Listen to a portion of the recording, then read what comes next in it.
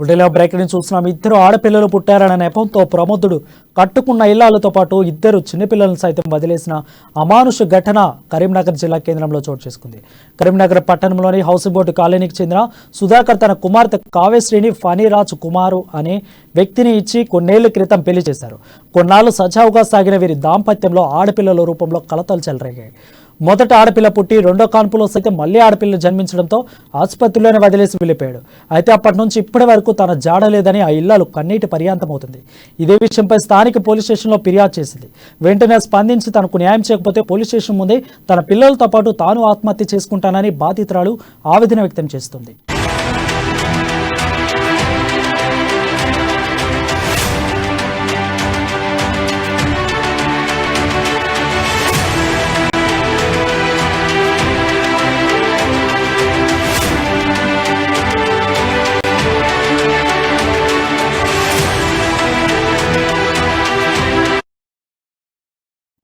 Break నుంచి చూస్తున్నాం. ఇద్దరు ఆడపిల్లలు పుట్టారనే నెపంతో ప్రబుద్ధుడు కట్టుకున్న ఇల్లాలతో పాటు ఇద్దరు చిన్నపిల్లలను సైతం వదిలేసి అమానుష ఘటన కరీంనగర్ కేంద్రంలో చోటు చేసుకుంది.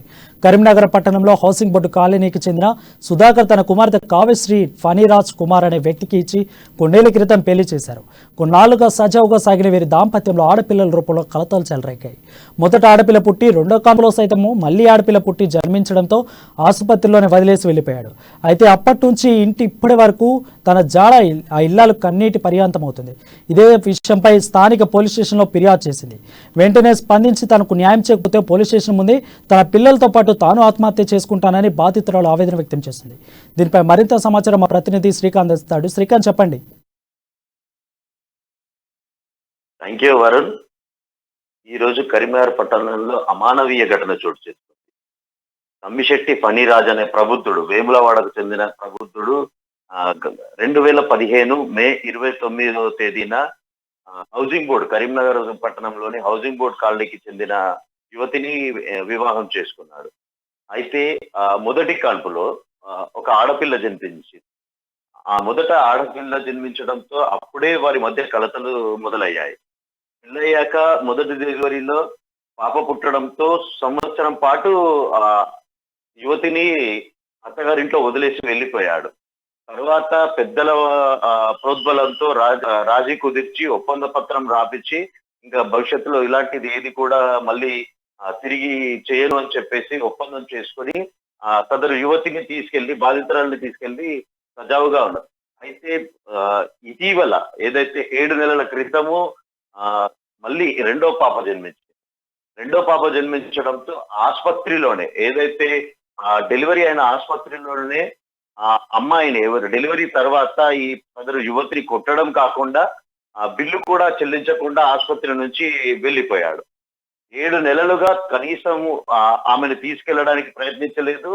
అమ్మాయి తరపు బంధువులు కూడా ఎలాంటి ప్రయత్నాలు చేసినా రాజీకి రాలేదు. అసలు ఇంకా అత్తింటి వేధింపులు కూడా పెద్ద ఎత్తున.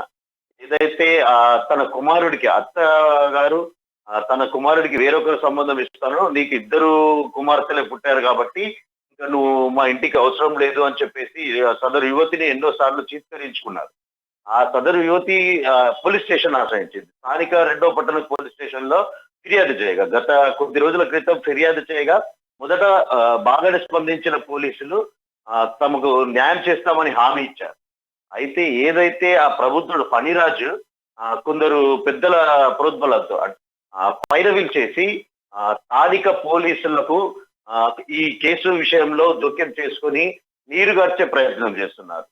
సదరు యువతి గంటల తరబడి పోలీస్ స్టేషన్ లో చిన్న పిల్లలతో మనం విజువల్స్ లో చూడొచ్చు, చిన్న పిల్లల్ని తీసుకొని గంటల తరబడి రోజుల తరబడి పోలీస్ స్టేషన్ కు వస్తూ వెళ్తూ ఉండడము, పోలీసులు ఇవాళ కాదు రేపు రండి తర్వాత రండి అంటూ దాట వేస్తుండడం, దీంట్లో పోలీసుల నిర్లక్ష్యం కూడా కనిపిస్తుంది. అయితే ఇప్పుడు ఈ రోజు తాజాగా మన అమ్మా న్యూస్ కి సమాచారం అందించారు బాధితులు. వెంటనే సమాచారం అందుకున్న వెంటనే మన అమ్మా న్యూస్ ప్రతినిధులు వెళ్ళి అక్కడ సమాచారం సేకరించి సదరు యువతికి బాధను వెలుగులోకి తీసుకురావడానికి ప్రయత్నం చేశాము.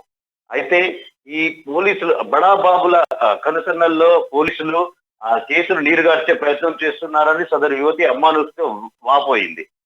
నాకు తన పిల్లలకి తగిన న్యాయం చేయకపోతే వెంటనే నేను ఆ పోలీస్ స్టేషన్ ముందు ఆత్మహత్య చేసుకుని నా పిల్లలతో సహా ఆత్మహత్య చేసుకుంటున్నానంటూ ఆక్రందన కూడా వ్యక్తం చేస్తున్న పరిస్థితి నెలకొంది Varun. Yes, thank you Srikanth.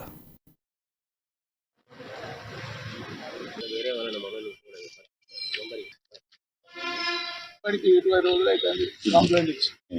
ఇప్పటికి 20 రోజులు అవుతుంది కంప్లైంట్ ఇచ్చి 2 సార్లు పిలిపించారు సిఐ గారు. ఆయన విలేకరుని అని చెప్పి మమ్మల్ని బాగా బెదిరిస్తాడు. ఆయన మన చల్లారి శంకర్ తోటి ఫోన్ చేయించుకున్నాడట. సిఐ గారు కూడా ఏం న్యాయం చేస్తలేడు, పిలిపించి అడుగుతలేడు, కూర్చులో పెట్టలేడు, మాట్లాడతలేడు, ఏం చేస్తలేడు. ఇవాళ మాకు న్యాయం జరగకపోతే ఇదే పోలీసు కూడా మేము మా పిల్లలు మా పిల్లలు మేము ఎన్ని ఆత్మహత్య చేసుకోవడానికి రెడీగా ఉన్నాం. మనం ఎంతగా సఫర్ అవుతున్నాం అంటే చిన్న పిల్లలు